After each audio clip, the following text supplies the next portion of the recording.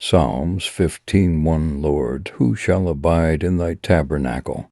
Who shall dwell in thy holy hill? He that walketh uprightly, and worketh righteousness, and speaketh the truth in his heart. He that backbiteth not with his tongue, nor doth evil to his neighbor, nor taketh up a reproach against his neighbor.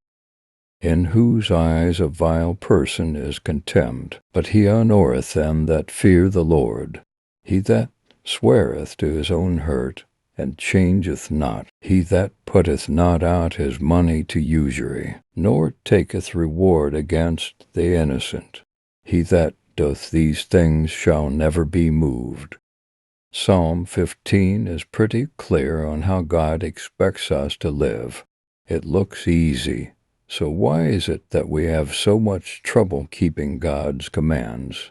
Who of us has not gossiped or broken a promise? We are told it is important to speak truth in our hearts, not just in our speech or actions. Sin can sometimes be our inaction as well as our actions. We may not lend our money and expect to be repaid with an unfair interest. But what about a bribe against the innocent? A bribe doesn't have to be money or gifts. Sometimes it is the price one pays to be accepted by a group for not telling the truth. Truth be told, we can't lie blamelessly on our own.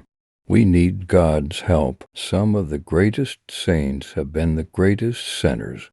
Peter and Paul are two examples of this. They both thought they had it together.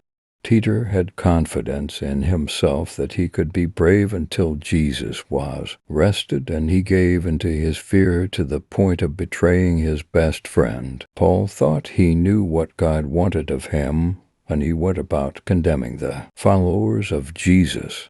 Both needed help. Peter needed the forgiveness of Jesus to let him know that it is only with God's help that he could face the trials that loomed ahead of him to the point of giving his life for Jesus. Paul needed more than a gentle push to see that he was not doing what God wanted, but was attacking God himself. Once his eyes were opened, he listened and learned and gave the church an understanding of the good news that is just as relevant today as it was then. He, too, found the strength to both live and die for Christ. When we ask for help to live as witnesses for Christ, we will receive it. As Jesus told us, by ourselves we can do nothing, but with God's help anything is possible. Good and gracious God, remind us that you are always there to help us live as you want us to, so that we may dwell with you for all eternity. Amen. Galatians 2:18. For if I build again the things which I destroy, I make myself a transgressor. For I through the law am dead to the law, that I might live unto God. I am crucified with Christ. Nevertheless I live, yet not I, but Christ liveth in me. And the life which I now live in the flesh I live by the faith of the Son of God, who loved me and gave himself for me. I do not frustrate the grace of God. For if righteousness come by the law, then Christ is dead in vain.